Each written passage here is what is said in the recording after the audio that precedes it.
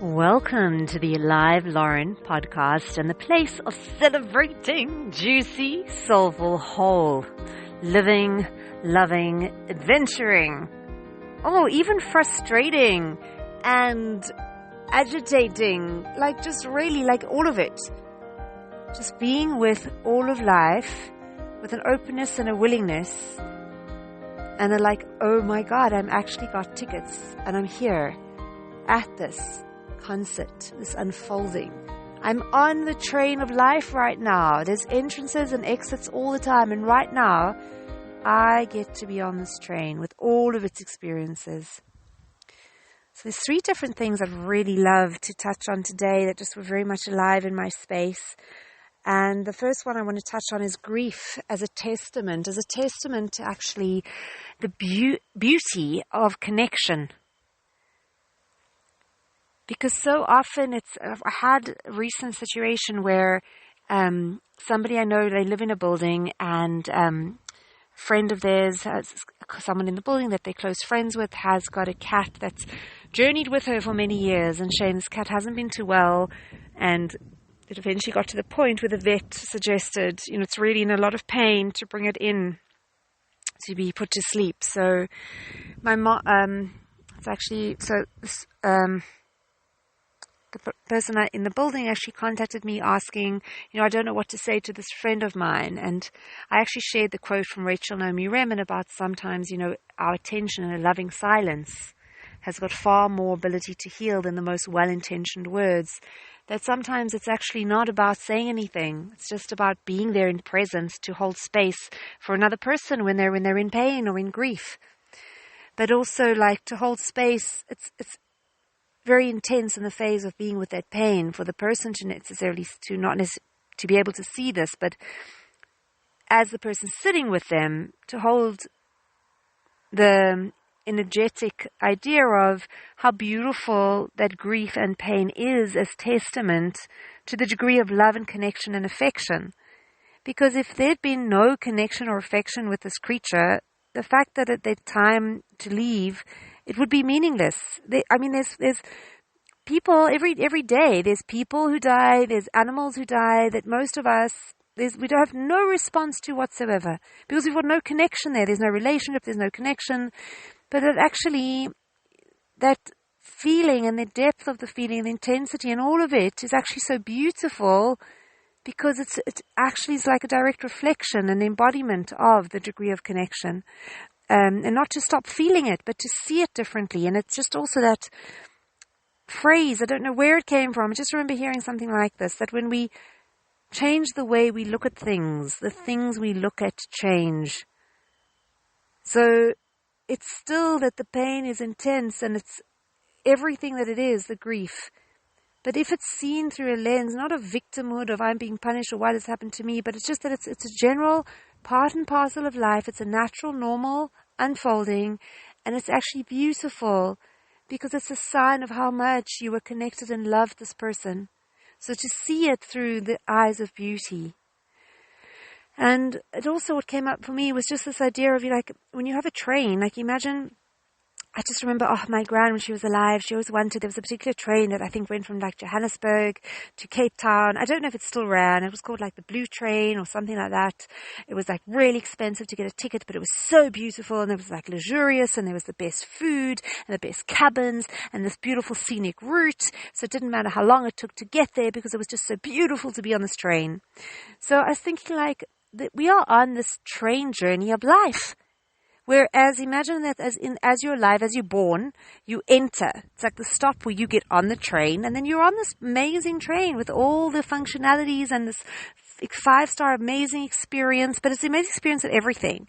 Just like when people go see Romeo and Juliet and it's a devastating tragedy, but if it's acted well, it's well performed, people come out like you heaving, crying, but you're phoning a friend to tell them, oh my God, you got to go see this, you got to go see this. But you're been sobbing your eyes out. Because there's beauty in all of it. And on this train, which offers all these amazing experiences, which is life, And in our time on the train, we're going to bump into people, and some people we're going to have relationships and connections and amazing experiences with and share some of the journey, and we're going to get closer and closer. We're going to love our time together. And the natural thing is that people have different destinations and need to get off at different times. So inevitably what's going to happen is people that we're very connected to are going to reach their stop and get out before we've reached our stop. And there will be the sadness, which is just natural. But it's also like to be mindful that we're still on the train, to allow the time for the grief, but also to still honor the journey. But because it's, that inevitably there are these entrances and exits on this train as we go. So that was the one element that came up for me there, was just the power of presence, sometimes not needing to worry about the words, and seeing grief through a lens of beauty and the sacred testament of connection. The other theme that came up for me was, I remember hearing Marianne Williamson talk about someone that she'd heard quoted, that if something calls to you to be expressed, it's because there's a call from someone who needs to hear it. And I was thinking also how you have these tuning forks, that when you set off one and you have others nearby, if it's the same note, the others start resonating, even though they're not physically touched, but they start also vibrating.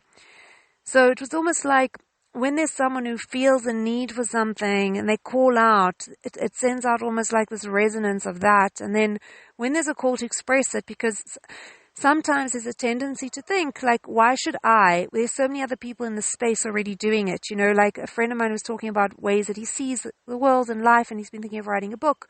But then he thinks so many other people have written books on, how to live meaningfully.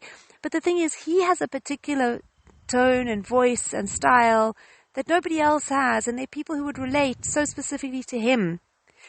So the fact that he's feeling called to express it shouldn't be thinking about anything else. Just honor that. That's life manifesting in the moment.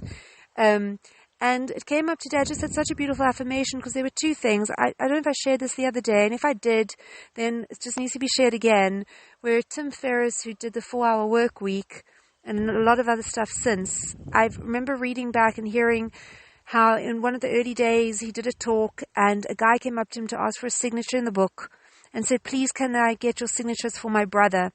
And Tim asked, well, what should I write? Can I mention something specific? And the guy didn't really answer, and it was a bit awkward and weird. And then Tim just did the autograph, and the guy hung around, and something like 2 or so hours later, when everyone had cleared out of the event, he comes back and says to him that actually, I said this was for my brother.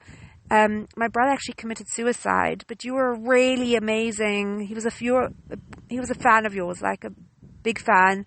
And would you ever consider talking about mental health and depression and suicide? Because it's here was this brother. He's saying, I'm going to take this, I'm going to put it in his room. Because he looked up so much to Tim. If Tim had spoken of that subject, possibly he could have gotten through to him in a way because of that connection, because all of us have a unique voice. And at that time, little did this guy know coming up to him that Tim himself had been battling with friends' suicides through family and friends, through educational institutions and people that he was at school with, and even himself with suicidal thoughts and becoming very, very close himself. And he was actually the perfect person to talk about it, but had a lot of shame and stuff associated. And here was life asking him. And then, so when those little nudges and whispers come, not from an ego place, there's a differentiation as we live when when these whispers come through. So then also every second, twice a month, there's a place I go where there's a beautiful sort of sacred community with a mix of some sharing relating to the sort of Torah or Old Testament reading for the week. And there's some meditation and chanting. And the chanting, sometimes it's singing verses from Psalms or certain things, or sometimes it can also be just a tune, if it comes to mind, to be sung or given voice to. So it wasn't something that I planned beforehand. And also I'm not somebody that naturally thinks I'm not that comfortable, just sharing my voice. I feel like I enjoy singing quite on my own. But I don't think I necessarily hold a tune to the best standards. But as we're all sitting there and my eyes are closed, and there's always an invitation in the lull between if something calls to you. And I've never before done it. And today, my son and I had been at an event 2 weeks ago, and there was this tune from Fiddle on the Roof, which my gran used to love. And in the moments of the lull between, in that event that my son and I went to, that tune was used for singing some other like Jewish text. And I said to him, oh wow, it's kind of amazing. They took that tune and it was really beautiful and they use it for something else. So I didn't know how to use it for like one of the Psalms, but it just came up for me and I honored that nudge and didn't think about whether my voice is good enough to hum or sing out loud. I just did. And I did it to the best of my ability. And then some people who were familiar with it, I just did like the first sort of opening lines and cycled through it. And other people joined me without the words, just the tune. And then I hear kind of a little bit of like soft crying from the person next to me. And in the circle sharing afterwards, she shared how her mom, who she didn't have the greatest relationship with and was quite a difficult person, when she was a little girl, would sing that song to her. And it was really significant because for her mom to kind of connect to a softness and actually sing to her was something really significant. And it was a beautiful memory to come up.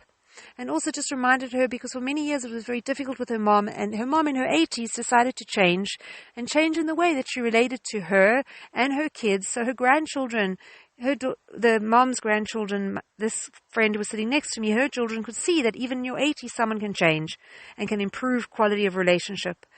And there was again this testament to when something calls to be expressed, obviously that memory of her mom in that positive, that kind of reaffirming warm light was calling to be felt. And how interconnected we are, that just by not tuning in, just giving way to any like stupid ego thoughts that would have hindered me from doing it, just honoring that nudge in the moment was significant to somebody else.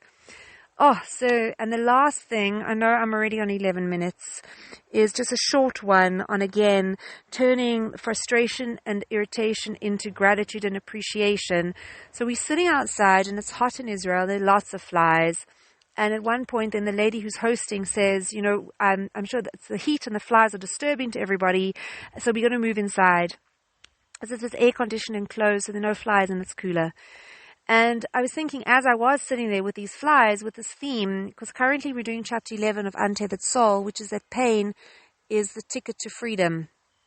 The price to freedom. And just the idea that everything, so pain can be broadened to uncomfort. You've got varying degrees. So if you minimize like pain, it's uncomfortable. Something's uncomfortable, and as it increases the level of uncomfort, it can start to reach points of pain. And originally it's just not nice. And the more not nice it becomes. So the flies are on that spectrum, maybe a lot lower down.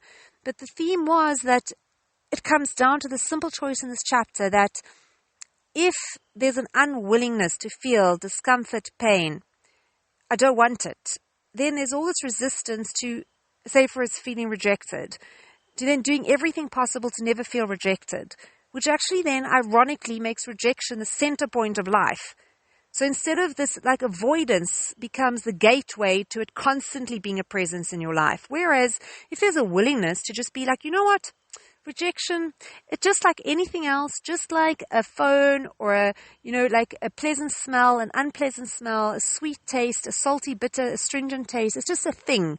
It's an emotional experience and it's not pleasant, yes, but if I'm willing to feel it, it'll go. So I'm willing to be with uncomfort because I don't want it like obsessing. I don't want it like that I've got to carry it with me my whole life. And the time that it may happen can be so small. So let me just feel it, let it come through and goodbye. And here with these flies was the same thing where like initially I was irritated by them. And then I thought, what if I can just be with this? And then thinking again, why am I irritated? I'm irritated because I can hear them. And I'm irritated because they like crawl on me and God knows where they've crawled before and I can feel them on me. And then I was thinking, wow, I can hear them. So actually I can hear. So would I rather like not be able to hear?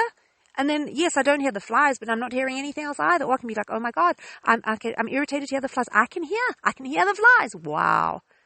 See it differently. Everything, things we look at change.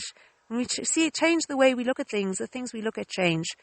So now the irritating sound of the fly becomes a blessing and a reminder to the gift of hearing that I've gifted the capacity for. And then I'm thinking, okay, so they're crawling all over my skin and it's this irritating crawling. God knows what they've sat on before me. And I'm like, oh my God, I can feel and sense them on my skin.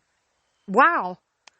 People who are paralyzed or people who have some sort of, something's not working right with their neural system.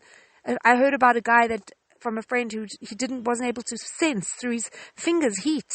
So God forbid ever he touched something hot, he would get burns because he couldn't tell it was hot. So thank God these flies are then reminding me that, oh my God, my skin is functional, that I can feel. I'm not paralyzed. I'm not like, oh my Lord. Okay, we're way over. But on this note then, may sources of irritation and annoyance bring us back. May they be actually nudges, beautiful reminders to appreciation and gratitude for the exact thing, because of the means that we're picking up the irritation, to remind us that, oh my God, I have the capacity to hear this or feel this. Thank you. And when things whisper to us, may we trust in our interconnectedness that someone is calling. So in the moment of an authentic whisper, to honor it and distinguish over time between whether it's an ego thing but just honestly just connecting to the whisper, honor, and to see grief and sorrow through a lens of beauty and testimony to connection. Mwah! Happy adventuring, precious heart. Until we meet again.